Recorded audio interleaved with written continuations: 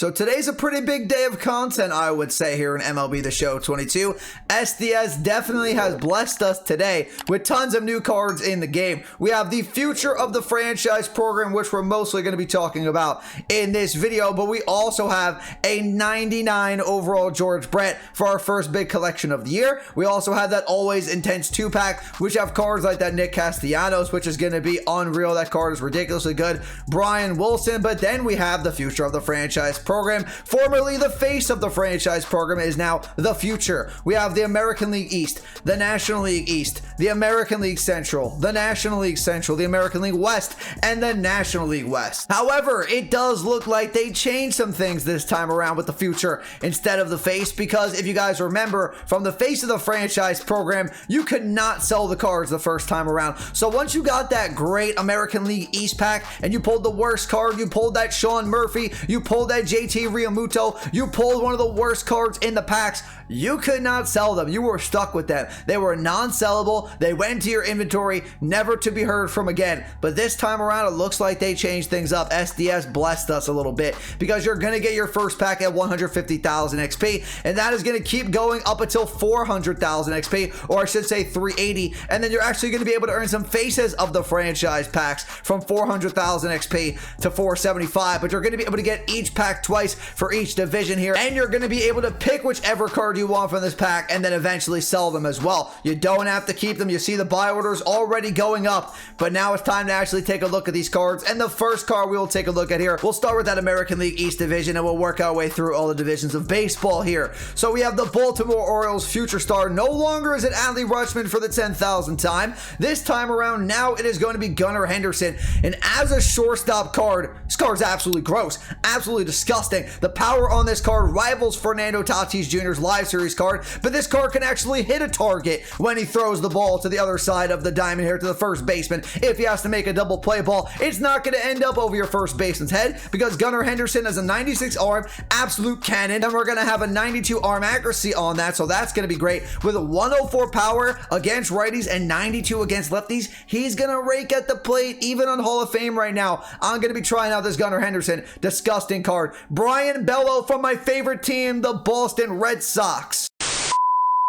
I mean, my least favorite team, Boston Red Sox. That's what I meant. As a Yankees fan, I should not be talking about any Boston Red Sox, but here we are. Brian Bello again, the starting pitcher curse. The relief pitchers are probably good in this program if there are any when we talk about them, but the starting pitchers are never very good in these programs for some reason. They destroy their hits per 9. They destroy their Ks per 9. He doesn't have outlier, doesn't have a great pitch selection. This card is going to end up in my inventory forever, collecting dust. Now we're going to move over to the New York Yankees, Oswald Peraza. I definitely mispronounced his name. I do not know any future stars besides Anthony Volpe, and we're going to have Jason Dominguez on the Yankees. I know nobody else. So he is going to have really good contact. The power not going to be anywhere close to Henderson. So this card not going to make my team. I'm sure he's not going to make a lot of your teams. Maybe I'll try him out as a Yankees fan, but that's about it. He's going to have good contact. He is going to have really good defense. Not going to have Tatis defense like Henderson, and he's going to have good speed, but he'll probably end up in my inventory as well. How many lows, how many lows are on the Tampa Bay Rays? Somebody tell me why they keep going after this last name. They must know something we don't. He has pretty good contact, pretty good power. He's a center fielder. He has good speed, good defense. This card, low, however you spell his name, go to lows, doesn't matter. This card is pretty good. And then we're going to have Aurelvis Martinez. He is going to be a third baseman option, a thin position right now in the game. Not very top heavy. The best card I would say is probably Jose Ramirez. So Aurelvis Martinez, he's going to have good power against both sides. He's going to have decent defense, pretty good arm strength. Speed is going to be there for the Blue Jays. Hopefully they can call this guy up right now because Matt Chapman has forgot how to play baseball. As we move to the National League East, we have Michael Harris. Michael Harris, this card looks pretty solid. Not going to have power, so he is going to swing a noodle bat. However, the contact is good, the speed is good, and you're going to have really good defense. But if you want somebody who's going to swing a noodle bat, at this point, go ahead and get that Byron Buxton face of the franchise card, because that card at this point is not going to cut it, and he's better defender, better speed as well. So I would go get that Byron Buxton over Michael Harris. But for you Braves fan, you will probably like him. Khalil Watson, I don't know much about about him. Another shortstops. It looks like this is the shortstop program. Normally it's the first baseman program, but they decided to change things up a little bit. So we're going to have good contact for Khalil Watson, good power for Khalil Watson. He's a very well-rounded card. You want a well-rounded shortstop. You don't want Henderson. You don't want that guy from the Yankees. I already forgot his name. Go ahead and get Khalil Watson. Now we're going to have Brett Batty. If you have bat in your name, you better be able to hit, and Brett Batty can do that. He has good contact and power against righties. The lefties contact and the lefty power, that's not too bad either. If you're playing on a higher difficulty though, against lefties, he might not be the greatest, but he is going to be very good against righties. But like I said, third base is pretty thin, so he can make a lot of your squads, especially if you are a New York Mets fan. I am not a Mets hater, so Brett Batty might end up on my team. We are going to have the fielding stats are pretty good. Good arm strength as well. We are going to have good speed for a third baseman too. 62 speed for a third baseman, not bad. Bryson Stott. I have heard a lot of things about this guy. I've heard a lot of good things. I know Shelfie loves this guy, and this card looks pretty good as well. We're going to have another shortstop. I told you, it is the program of the shortstops, our fourth one already, and we haven't even got over 10 cards. He's going to have good contact against both sides. This is going to be the guy that you want to put into the game to get yourself a base hit. He is not going to get the ball over the fence too much. He does have decent power, but we're not talking great power here. Good defense once again. Good speed. Looks like they're just copying majority of the stats from most of these shortstops here. He had very similar stats to Michael Harris, who we just talked about, but Michael Harris is a center fielder, so I have no idea what I'm talking about. So 112 contact against righties for Stott, 100 against lefties. That will get it done. And then we'll finish things off with Brady Full House. Brady Full House. He's going to be another shortstop. Are you kidding me? How many shortstops in this program? I can't even keep a straight face anymore. 5 shortstops. We went over 10 cards. What is going on, Brady Full House? But it is a pretty good card too. I would say Henderson's still the best shortstop of the program, but he's going to have 95 power against righties, 92 against lefties. I guess everybody was saying no more first basemen. They decided to load the entire program up with shortstops. Now we're going to move to the National League West. We have Blake Walston, and once again, the era of the starting pitchers being terrible in these programs continues because of 4-seam fastball, curveball, circle change, slider, 2-seam fastball. The hits per 9, Ks per 9. Not horrible, but definitely not great. But a 95 overall card needs to be better in some sort of aspect. No great pitch selection. Doesn't have great per 9 stats. The control and break are good, but that's all that he has, and that's not going to get it done in those higher difficulties. Michael Toglia, I don't know how to say the name, but finally we have some first basemen here. Now we're talking SDS. This is what I expect. 109 power against righties, 107 against lefties. That's pretty good. This looks like a Josh Bell, but on crack, because we have 95 overall Michael Toglia, whatever his name is. He's pretty good against both sides. He's switch-handed bat, and he has good defense for the first baseman spot. This card is really good if you're looking for a better Josh Bell.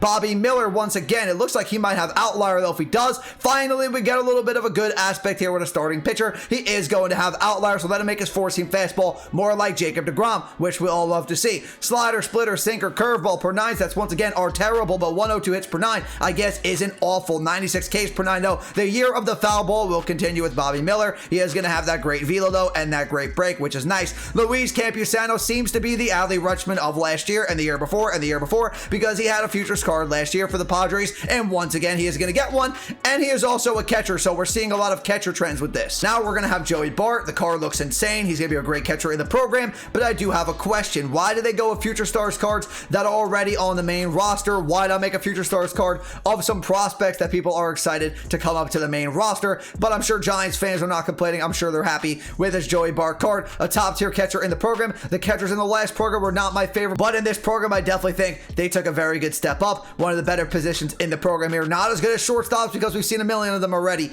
but Joey Bart, good defense, good power, really good card. That'll finish things off for the National League. Now I move over to the Houston Astros, and Corey Lee, another really good catcher. He has a kind of an arm. He's not going to be Tatis back there. He's going to have some good accuracy to go with that arm as well. I know Tatis doesn't play catcher, but I guess we're just making fun of Tatis's arm accuracy in this video. 94 power against righties for Lee, 100 against lefties, really good card. We're going to see another one of those future stars that are already on the main roster. The man has already thrown a no-hitter, but Reed Detmers is going to get the future stars card for the Los Angeles Angels. He has a pretty good pitch selection. Slider has that cutter. The pitch mix is okay. The speed differentials, though, not my favorite here. Again, the per 9 sets are not going to be great. He's not going to throw gas. He's not going to have outlier. The pitch break, though, is going to be good. All 5 pitches, 76 and above, and the control is going to be pretty solid. We have another catcher, so we're getting to that shortstop level right now of catchers in the game, and it's going to be Shea Langler, because I don't know how to say his name, so he's going to be Shea Langler for me. If you're an A's fan, correct me in the comments, but right now he's Shea Langler. So he's got 102 power against righties, 97 against lefties, kind of like, what is his name, Corey Lee, kind of like that card, but he's a little bit better behind the plate. They both have a cannon of an arm. They're going to give Joey Bart a run for his money. They're both really good cards. So the catchers and the shortstops in this program are going to be really, really good. Matt Brash, again, the per 9 stats are going to be that high 90s, low 100s. Does he have outlier? He does not. He has a very generic pitch selection. Nothing really jumps out to you here. The slurve, I guess, is pretty good because it has pretty good pitch break and it has decent control on it, but that's probably his best pitch. Everything other than that, I'm not that excited about. Now, this card is absolutely disgusting because we have a second baseman, and everybody knows second basemans in the game normally are not very good, but this Justin Fauché, I don't know how to say his name. He has 107 power against righties, 112 against lefties. That is insane for a second baseman. He's going to be making my team. I can move Mookie Betts back to the outfield. This Justin card is going to be my new second baseman, one of the best cards in the entire program. 10 more cards remain, and this card is very good. We have Yoel Cespedes, who is the younger brother of Yoenis. The arm strength is there. The power is there. It runs in the family. Very, very good card here. Center fielder. He has pretty good speed. Very good arm strength. This card is very good for your outfield. Might be the best outfielder we talked about so far. George Valera, maybe I spoke too soon because this card is really good against righties. Not too good against lefties. 97 contact against righties. 110 power against righties. The contact and power against lefties, though, are all right. They're not very good, but they're not horrible. The fielding stats, low 80s, and then the speed might be a little slow for the outfield, but definitely a very good bench bat. Then we have Jackson Jobe, I don't know how to say it, but again, another pitcher with a 4-seam fastball, 2-seamer, circle change, curveball, a slider, or a slurve. Not very good per 9 stats. The hits per 9 are not very good. The Ks per 9 are not very good. The break is good. The control is good, but he doesn't really jump out to you anywhere. Pitch selection, per 9 stats, doesn't have outlier. Probably won't be using a lot of Jackson Jobe. Nick Pratto, first baseman. Now we're talking. Here we go. Some more first basemans. I think we've only had maybe 2 or 3 so far in the program. Maybe there's 1 or 2 more in here somewhere because they love to put at least 5 first basemen in this program, but he has good power against both sides. Pretty much a better Anthony Rizzo. Better power against both sides. 108 against righties, 100 against lefties. Contact is very similar. Lefty bat. He has good fielding stats for the first baseman spot and pretty good speed for a first baseman, 52. So not a bad first baseman by any means,